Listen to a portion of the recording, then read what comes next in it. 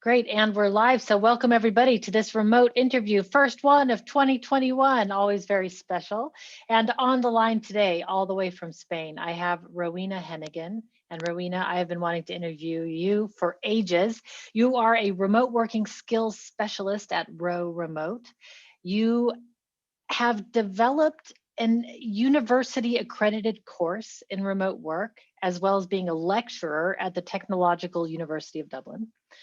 And you're the author of a book called Better Breaks for Remote Workers, Gentle Exercises to Recharge. Now, given that January, for the theme of the year for January for Collaboration Superpowers is self-care. And I can't think of anybody better to talk to about it than you. But before we get into this whole self-care aspect, I want to ask you, what does your virtual office look like? What do you need to get your work done? Well, I've always loved working in a separate space to my home, Lisette. So I love co-working, going out to cafes. My day would look mixed when I first started remote working fully like 4 or 5 years ago here in Spain. But what happened earlier last year, the 4 month lockdown and being confined in a 70-meter apartment with my husband and my daughter has that's a really good question because my profile for that, my needs for that are totally different. I need my co-working space. And I'm very privileged and lucky to be able to go there. And I commuted my 15 minutes this morning walk and I have my separate space. So that is really important to me. My husband does work in an office down the corridor. There are people here, we're wearing masks, there's gel, it's safe, there's partitions and communal areas. But for me, after the trauma of 4 months in a small apartment, I wouldn't be answering a home office again for a while. Some people are very privileged to have a separate shed, as you know, or a totally separate space, but I think the majority will identify with that. And I like the separation, the physical separation between home and work and getting that commute in, even if it's only 15 minutes in the morning. So that's a really good question. So space-wise, location-wise, I love a co-working space. Then around me, I have a standing desk. You can probably tell because I'm standing, which I really love as well. But it's interesting because this will come up maybe a little bit later as well as that. I like to think of my senses. So I actually have a little herbal herbal essence spray here that I'm waving at the camera. So I always have things that I love smell. So I always have things that smell around me to help me because I present live a lot, and I know you know that's tiring too. To present, help me perk up in the afternoon when I need it. And I find smell really does that. So if I had to say the top three things, it would be some sort of oil or candle. I always have lots of pens and papers and post-its. And simple thing, but really important, lots of water. They're And my a bottle with a lid, which is very important. After, if you've ever poured or spilled something on your laptop before, you know that bottles with lids are extremely important. Exactly. So those three things, I love having those three things around me. And I mean, there's lots of post-its scribbled on here, but that's how I work. I like to write a lot and draw. Love it. Love it. So it's funny, I can relate a lot to the lockdown and being in the house, although I do have the privilege of having my own separate space and a bigger house and no children. I think that helps a lot because, but still, you know, with my husband, I was still saying like, oh, I really love you, but 24/7 love you is like another story, you know, like that's like, that's like a lot. So I can imagine. So what I'm hearing from people out there is that everybody after 2020 was tired. And when we spoke in December, I was also just at the brink of like, oh man, like I pretty much spent after we spoke the week drooling on the couch. And I thought to myself, there's got to be a better way. Like there's got to be a more sustainable way that we don't reach the end of the year just completely toasted. And in January, I think, you know, everybody thought like, oh, we'll feel refreshed. And then we get the news that, well, actually the lockdowns are being extended. In a lot of places, they're actually being, you know, more, even more restrictive. In the Netherlands, we're getting evening curfews. And I could just feel the collective hearts of the population kind of sinking, like, oh my God, we're still in this.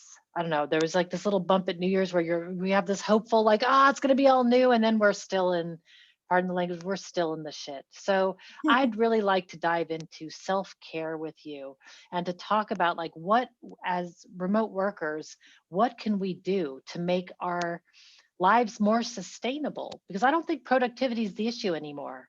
I think it's well-being is starting to become, and I think you have some data to prove that. Yeah. So I know that's sort of a rambling first question, but I'd like to dive into the details of self-care. Where should we start? So the thing is that self-care and well-being is something we have to build as a skill and practice every day. And people people in our modern world, when we think of all the computers we use, screen time, cumulative screen time, the fact that that keeps us indoors potentially, and also what we are now going through for nearly a year as a global community, the stress, the strains. You need to be we use intentional, and remote work is an overused word, but it's really intentional. Our it's self-care, it needs to be part of your daily routine, but also your personal profile. So what do I mean by that? I mean, it needs to be I mean, it needs to be something you've really spent time thinking about and building out your understanding of it, because often people can answer, using you as the good example, is that they would go for a run as part of their regular routine weekly to keep, the exercise by running. And they can answer one or two key things, but they can't answer smaller activities, right? Smaller break, what they do on a break, say for 10 or 15 minutes. And they can't answer what they're actually building in their self care, what they're exploring, okay, as a new thing. Because given our current environment, what I believe is that we need to be constantly revisiting those activities, how we understand them as bigger chunks and as smaller chunks, and what we do in those times, but also possibly bring in more. It's like a bucket you keep needing to fill up with different things. Because we suddenly could have a pandemic and we can't go outside. So, how can we run? Right? We suddenly have other stresses, right? So, certain self care tools may not be appropriate. This is what we've learned in the last year. And what happened at the start of lockdown was interesting to tie into that is everyone ran to Zoom social meetings, doing their exercise classes online and all these things. But that was just more screen time, Lisette. And then people were talking about Zoom fatigue, because what they actually needed was to be switching off as well. So it's the type of activities, big and small and new, that work for you, in particular, personalized for yourself. But it's also, and I'm a strong believer, and that's why I did the ebook on better breaks, it's away from the screen, conscientiously away from the screen. The neuroscience supports that helps us disconnect and all those things. So does that make sense to you, Yeah, Lizette? and I'm wondering actually, because that is also something that I'm noticing is that we're spending too much time in 2D. It's like, we're in our meetings all day, and in between the meetings, we're checking emails or social media on our phones, and at night we're watching Netflix or YouTube or whatever it is, and suddenly we're like, 16 Mm, hours a day, really like exactly. close to a screen. How much non-screen time do we need? Is that quantifiable, or what are the recommendations out there for those Well, breaks? so the thing is that you can shift to audio for a lot of good calls, just to say, and sometimes people don't think about that. I've done that with my family as a personal example. I don't tend to. We did at the start of lockdown, but we don't now, because I was finding the screen time too draining in my Yeah. social hours. But the research, what's happening now, it's the multitude of devices and cumulative, and I haven't seen anything exactly that says it's this or that. But here's what I want to pitch back to you, Lizette. And I said, or answer back, I said about my paper and pen. Have you noticed how you feel after a day of 16 hours of screen time? Oh yeah, toasted, right? Toast, toasted, right? So only if we make that personal for someone will we have any chance of change. I could give you I could give you all the stats in the world, but until you maybe spend a week noticing, and you can use apps to do this, your screen time on your cumulative time on your phone, etc., and then go, actually, this is not doing me any good. My eyes are sore, I'm tired, and I'm not, it's impacting me negatively, right? Negatively. And that's what most people find when they reflect in writing, in some sort of journal writing, self reflection. And that is a key part of any self care uh, work I do, either individually or with groups, is building out that personal profile, but then getting them to observe when screen time in general is an issue, getting them to observe the days they have spent long times cumulatively on a screen. And people will come back with their own answer. They'll go, you know, you're right. I picked up a physical book, for example, or I walked, had my lunch without my mobile phone, which I was always doing, scrolling, reading. I picked up a magazine, tangible magazine instead, and I read. And I noticed, and you said it, when I came back to the machine, I was more alert and productive. So it's not about trying to support the time just at the machine. It's often about what you're doing away from the workspace and disconnected. And that, with a couple of my big clients, I think it's into the thousands of people I've connected with over this year on this stress, on these challenges. I'm not saying it's totally right for everyone. That seems to be the common thread, Lisette, that they're not looking at the quality of their self-care and their time away from the machine. How does one start? Like, first, I would say call Rowena, get a No, coaching session, get I'm glad, like, glad you asked. And I'm going to give anyone who tunes in audio or in video a personalized self-care template to complete, which prompts, it's my gift. You can do it on your own. It prompts under those significant, shorter self-care activities and new activities. Okay. And it also prompts in on how starting to writing down how you can start to bring them into your daily routine. And there's a few other tips in there, because if it's not in your calendar, you know, a lot of the time we need to plan it in as busy solopreneurs, whatever that may be. We need to get into that rhythm. So what works for me is on a Friday morning, tomorrow morning blocked, it's Thursday now, I spend 15 minutes and I am checking next week and the week after to make sure my breaks, my self-care, they're in there. They're in my calendar. And I'm happy to share a sample of that as well. yeah, I But was going to say, like, what do you do personally for self-care? I'm yeah, really yeah. curious. So I am luckily able to swim quite regularly because I have a gym and a swimming pool near my home.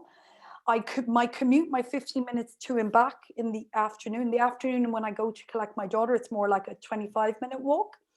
I take my phone away at night as well. I'm often off the phone completely. I would have books at hand. I like to read physical books. I'm a knitter. I like Oh, to knit and crochet. I find that very, very, very relaxing. And I have that profile, but I build it in. So, for example, the commute obviously is part of a ritual. I have to do it to get to my co-working. I don't take my main machine home at night. So I must come here. So I'm not tempted. It's in the co-working, locked away. I'm not tempted to log back on in the evenings. Simple thing, but can be quite powerful. I don't have any notifications on my phone to do with work. I've no work email. Was that? Either of a separate personal account, that on my phone, but not my work one. And then within that day, as I said, I will have my lunch break planned out, and I will have those other breaks in there. And I find there will be days it goes all wrong. There will be days, of course, I'm busy for whatever reason. And this is what people often ask me. They say, but I get distracted and I'm busy. I have already worked through myself, and I have it in writing, what my plan B and C are. mm, So I know there'll be a day that it's going to go wrong, that I won't get to the pool. So what do I need to do? So I have a little, and that usually comes in under the shorter activities. And once you've verbally agreed and written that they are your shorter activities you can lean on if you don't get your big activities, then a chapter of a book, your favorite journal or magazine, um, 15 minutes meditating, whatever. I'll do 15 minutes knitting, etc. So that's I lean into those, but I'm also aware, Lizette, and this is the sort of psychology coming. There will be days that I don't fully get my big self-care, but what is my plan then? What will I fill in the gaps with? And that's something that tends to work, because people don't, again, and you're looking interested, spend the time thinking that it will go wrong, that they will have a bad day, and then yeah, they don't know what to do. And so the day they get to the end of the day and there's nothing, they've done nothing. right. So then what's the contingency plan? Like, okay, I didn't go to the pool. So that Oh, means that if I want to feel yeah, refreshed at the end of the day, I'm going to need to take a walk, do some yeah, meditation. hot whatever. bath, whatever it is for you. Whatever it is for you. And some of the mentoring I do, we go through that scenario, and then someone will write and reflect on that, and that helps put in a little trigger, a little deep, that when things do go wrong, they go, hang on, I know what I'm going to do. I'm going to have that long bath, for example, and they put in the plan B. Or if it's only 15 minutes, I know I can read that chapter of a book before I go to sleep, and Mhm. it will help me disconnect. So that is, they're the things. But it really, I mean, you can do this on your own, but it really helps to do it with someone from accountability point of view, Yeah. Yeah. right? um but that's why I was quite happy to give the self-care template to anyone listening, because you can certainly do it.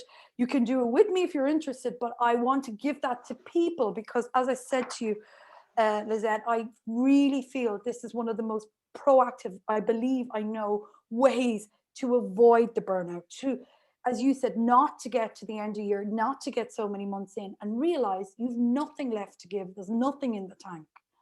Yeah. And if you've got those more regular routine where self-care is a priority in your life, and it needs to have, if it's a priority, it needs to be intentionally planned. It needs to have a profile of Lisette, for example, seeing herself running by the canal, Lisette picturing herself in the long hot bath with candles.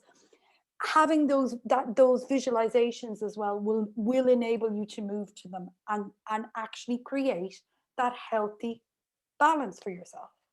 Well, I like what you said about maybe bringing in somebody to help you be accountable. Because one of Mhm. the things that I did over the holiday break was I was watching a YouTube video over dinner with my husband, the Wheezy Waiter. He does all these experiments, like quantified self experiments. It's totally fun. But he had one about a virtual physical trainer. And of course, I was like, my ears perked up because one, I love physical training, and the virtual physical training, that's just my realm completely. And I signed up for the app. And what they do is they pair you up with a real trainer, and he gives me workouts every week. And like we talk back and forth in the app, but I just do the workout. And what I found is I could do this on my own by just watching YouTube videos with my kettlebells, no problem at all. But I wasn't doing it. And now the fact that Cody is going to see when my workouts, if I did not do my workout, even though I know he doesn't really care about me, like, we don't know Mhm. each other. He's just a random person that I got paired up with. And, like, I don't really know him, but still knowing that he's going to see that I didn't do my workout. I have not missed a workout since early December, or since Mhm. mid-December. Like, not a single Fantastic. one, because it's like there's just this accountability to it. So I love that idea because it doesn't require much, but just a little, No. and it becomes a priority in my day. Like, now I have to schedule it because Cody's going to see. Definitely, and that's really good. But actually, because we both want to help remote teams, I've seen this approach work in a remote team setting. I've worked in a team setting where we've shared that type of detail. I've facilitated it using whiteboards and profiles and images of each individual's team's members' self-care profile. And everyone spoke to those different points, the main things, right? The smaller things, what they were exploring. And it was amazing what happened, because then they started being accountable to each other and connections started to be made. Like, there was two people who were passionate about bakery who were connecting up in the breakout rooms, sharing recipes. And the thing is that if you're in a safe environment, which hopefully will be, with a virtual team, that's, and the culture is good, your virtual team can support you if they know what your profile is and how your profile can maybe come in proactively to support you in times of stress. I've had colleagues say to me, you need to get to the pool. You maybe have, what about getting a run in, an extra run this weekend? That's what we need as well. That type Right. of supportive culture with open communications.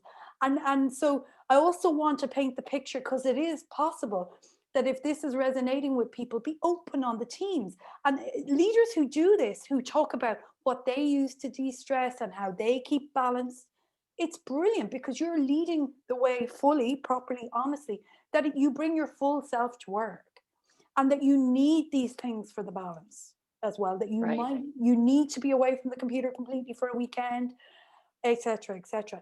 And some of the big remote companies like GitLab, and GitHub have different programs. Rest Ethic, I know that Log Me In is doing a self-care day that they're gifting to all the home workers at the moment. There's lots of interesting things happening in that space in terms of HR initiatives, but it doesn't have to be that complex. In your small collaborator team or in your team, think about a simple exercise where you share those different types of self-care profile details, share them, and come back to them now and again and support each other on them. It's Yeah, if brilliant. you're lucky enough to be on a team like that, then bringing up this topic can be really helpful. And I would just say, like almost any team right now, bringing up this topic because it does seem like our collective well-being in the world right now has just been 2020 was so stressful in so many ways, and 2021 is looking to also be a bit rough to start. Like we have some political unsettling political situations and climate change and all of these Mm. things. So what where would you tell leaders to start? Is it just have the conversation on the team, or what's your Well, advice to leaders out there? well, I get overwhelmed like everyone because, and we were talking before we started recording because there's so much going on. But what have you got control of in the moment? That's what I try and bring it back to. And I think leaders, you do maybe need to hold space if it's appropriate. Empathy is so important. And obviously commentary maybe or open discussion on the environment and what's happening in different regions. That has to be there, of course. But also commentary like, for example, I understand that I can't control a lot of that. I can try and take care and mind myself through my own good self-care habits and plans. And that's where if a leader can share about that and the days where it goes wrong and the progress and the barriers, because that's life, we're humans, what works, what doesn't, and move on from there. I would focus on that type of culture because it also enables very open conversations, Right. right? And I'll give you another example of that.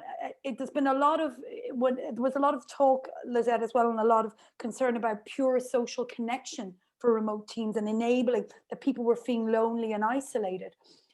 Isn't it interesting that if you find someone's passion, so if I'm a film buff or a vinyl nerd, and you can understand about that, that's what I want to do. I want to reorganize my vinyl collection, right, for an hour a week because that's what helps me switch off and it's part of my self-care or whatever. But if we can get people to open up about that and share something personal, that's sometimes, it's not pure social connection, but that's something that gives them a connection, right? It makes them feel connected, right? And I feel, I know, and I've seen that if we can build that foundation and understanding someone a bit better and their full profile on self-care, that it can make it easier then to move into the harder, maybe more sensitive conversations about stress, burnout, mental well-being, etc. What do you think the signs are that leaders can look out for on their teams for when people are starting to burn out? Are there things to pay attention to, like common things, or is it pretty unique per team? No, I think anything out of the normal from any of the training, and I've done some mental health first aid training, just anything out of the normal. So someone say not subtly on video, someone not in context on their team, maybe looking like they're in a darker background or location. Any other significant changes of behavior, quieter, a little erratic, disappearing offline, anything like that, right? Is the signs. That's what they say, right? In terms of, Okay. yeah, so looking for behavior that's slightly out of, I mean, there can be various reasons for that. It doesn't have to mean that there's anything particularly wrong. It could be a bad week for whatever reason. But I think that's the starting place. And continuing on then with how to deal with that. If you understand someone's self-care profile and what supports them when they're stressed. So naturally asking, what do you do to switch off? What do you do to relax? What do you do to mind yourself, to take care of yourself? And how does that help you unwind, or how do you see you're opening the conversation there?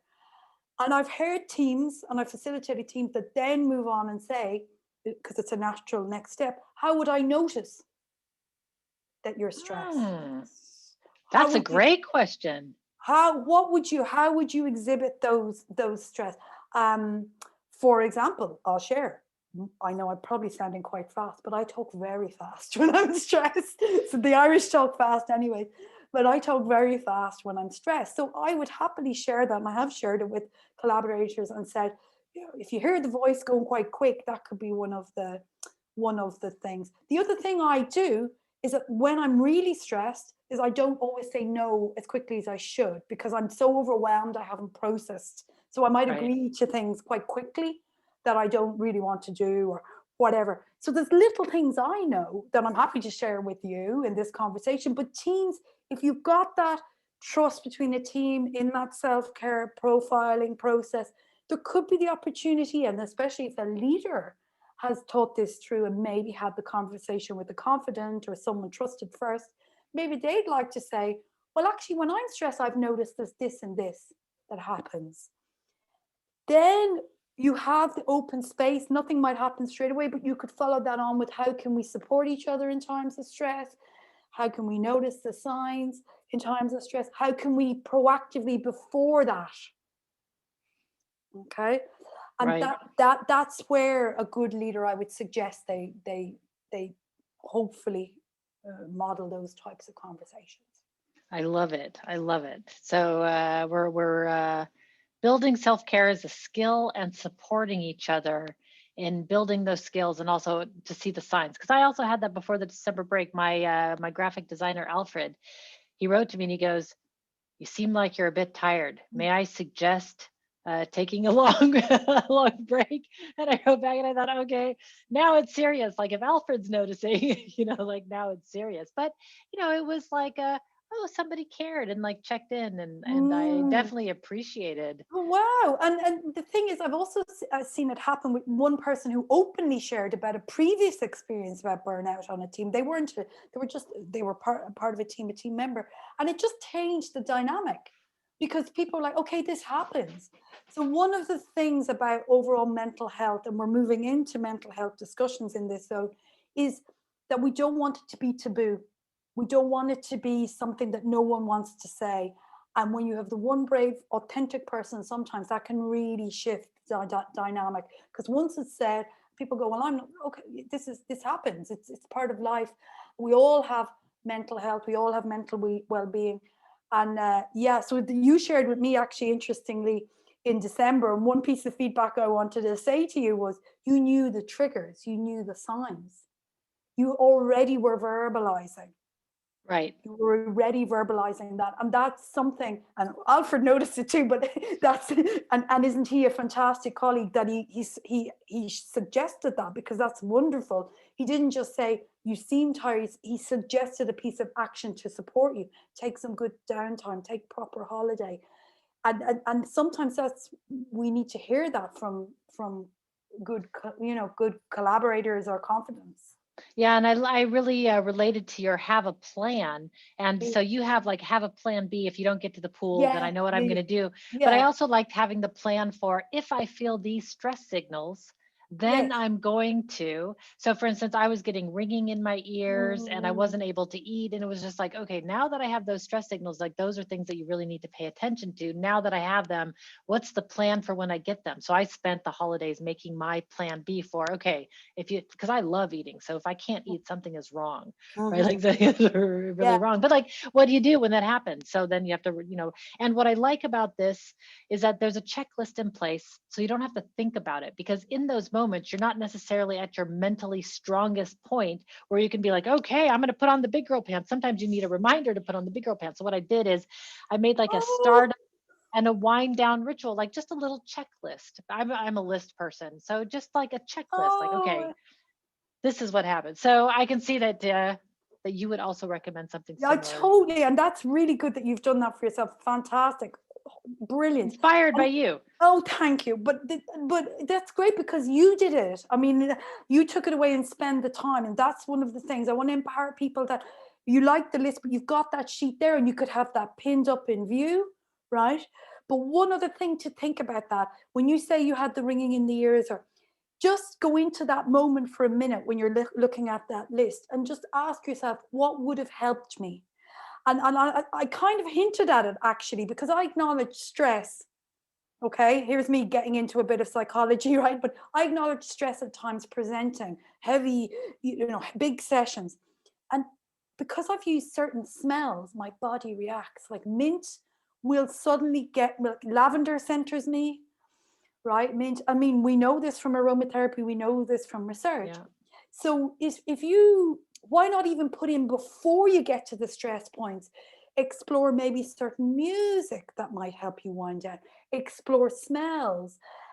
Explore maybe water. I mean, water is a big one for me, which is why I like to swim. But like I've even brought in these oils during the day. Sometimes I don't use them, but the fact that they're here is really reassuring. And then we do, like the Pavlov dogs or whatever, we get that response when we spray a smell. We do start to get, oh yeah, that's perked me up because that's what it's done before. Right. So there's a muscle memory, like a sense Exactly. memory. Exactly, Yeah, yeah, yeah. exactly. And and I mean, there's a bit. I mean, music. We were listening to music and create music even before we'd formed proper speech. Music is really powerful in this space, and it's interesting because music is being talked about for productivity, but I'm back to music for me helps me totally at times. Like some classical music will get me. I just go into it.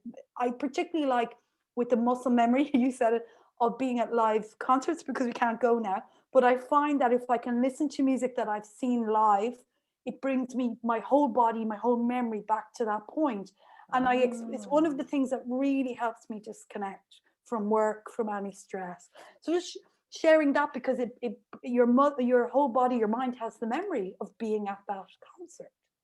Right. And they're showing, I've been taking the happiness course at Yale that they Yeah, offer. It's a free course on happiness. Very fascinating, but they also do show that going back and reliving those yeah, moments helps the body to just sort of increase the levels of happiness, serotonin, even though you're not there now, like going back and just reliving, like you yeah, said in that experiment. yeah, What I like exactly. about all of this is that every person has their own, it's like some people smell is not their thing, but okay, maybe music's your thing. And for Yeah, some people, like music is like yeah, my husband totally is not into music, 3 CDs in his whole life. And I'm like, oh my God, terrible. what? I have 3 gigabytes right here. Like, so for some people it's different. So I think that's what makes this whole subject so tricky is that after the basics of self-care, of like sleep, nutrition, and exercise, then what? Right? Mm-hmm. Like, and those, and not to underestimate sleep, nutrition, and Mm-hmm. exercise. Those are huge factors in self Mm-hmm. care. But I think it's the then what that makes it so difficult for so many people. I would think just that one person's with smell, and others with music, and others with, I Yeah, don't know. yeah. Yeah. And we have to But find that for ourselves. we have to find it for ourselves, and we're having to find it and revisit it and reflect on it in such extreme circumstances with the thing that we really want to do, like go to a live gig, not possible for us, for example. So we have to go back to it, and that's where you have to be kind on yourself and not judge. Like, I would never judge anyone other than maybe the too much screen time. That's the only bit of advice I would go. It's not judgment, it's just going, just watch the screen time if you keep going back to the screens. But it's that you just need to find it for yourself, draw the picture. And one of the things I believe is really important is visualize it. So visualizing the profile. So as I said, we talk about elevator pitches for promoting yourself or business. I'd love to turn to someone and say, in an elevator, if I ever get to go in one again, Yeah. and go, what do you do for you? Because those self care, those personal things that help us, they're actually really often who we really are as well. It's what keeps us. It's why we want to do after eating and sleeping. It's often why we want to live, isn't it? We're like out for a run or going for a swim. We're like, this is why I love being alive. Right. Often. Those beautiful moments that, Yeah. yeah, to Yeah. Yeah. savor. Oh, I Yeah. love it. Then you're really getting right into the core, the essential of the I- being. Now we're getting really deep. you No, but I well, can see your point. I can see your point. Like, yeah. one thing, like you're overwhelmed by y- music, another person is overwhelmed, yeah, by Yeah, well, food.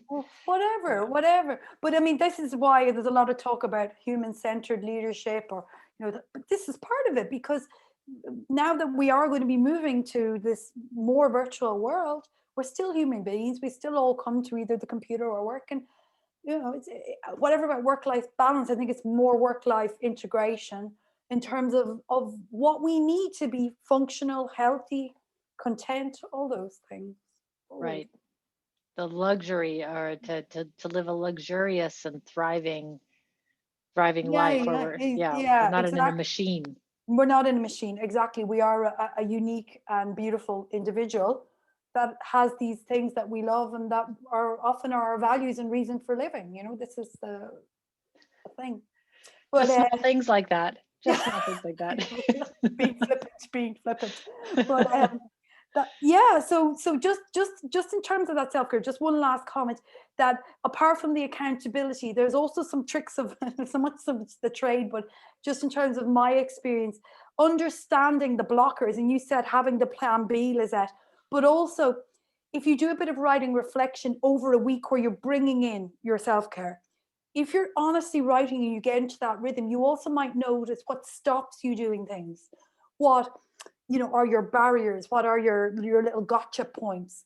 And that often work with my clients. I find that they, you know, sometimes you people know what they have the issue with, and as they do that bit of reflection, and then hopefully once we identify that together, we can work towards it, or at least they come away going, that is one of the areas I have a bit of a challenge in relation to this. Yeah, And and really good to know and define that.